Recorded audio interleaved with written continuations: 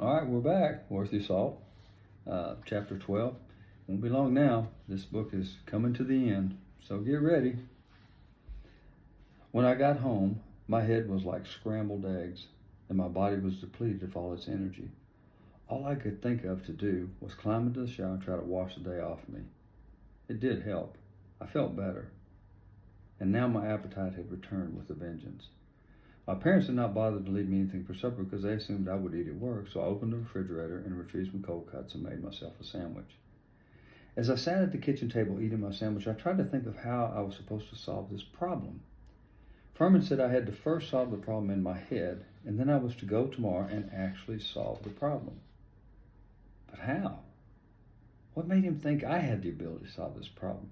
Sure, he had figured out how to do it, as evidenced by going through it 6 times and winning each time, but that did not mean I had the same ability as Furman did. He was a master at this. I was just a kid.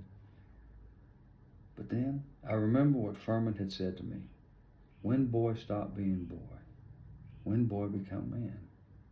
Boy become man when he choose stop being boy. One man now. Well, since Furman said I was a man now, then I needed to think like a man and not like a boy. So how does one think like a man? What is the difference between the way a boy thinks and the way a man thinks? I had no idea. But I did know a boy wants things without knowing how to get them, whereas a man had to figure out how to get what he wants. He had to figure out a way. So I guess that was the difference between us. So what do I want? I want the restaurant to keep going.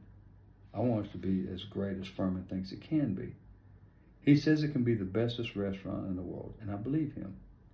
But to be the bestest restaurant in the world, it must keep going, which means we must come up with $15,000 the bank is demanding, or at the very least, some form of collateral that will appease the lender. The question is, why was the bank suddenly wanting all their money? Had they given up on the owner? Did they think he could not make the restaurant work? They didn't know anything about what Furman had done since his arrival, and if they did, would they still feel the same way? Instantly, I knew what I needed to do. I had never considered stepping up to the plate like this before. I was going to have to do things I had never done. And what was worse is I could fall flat on my face and make things even worse than they already were.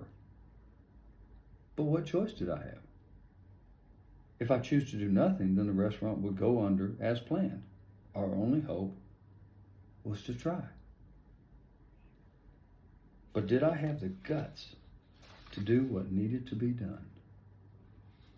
We'll find out tomorrow.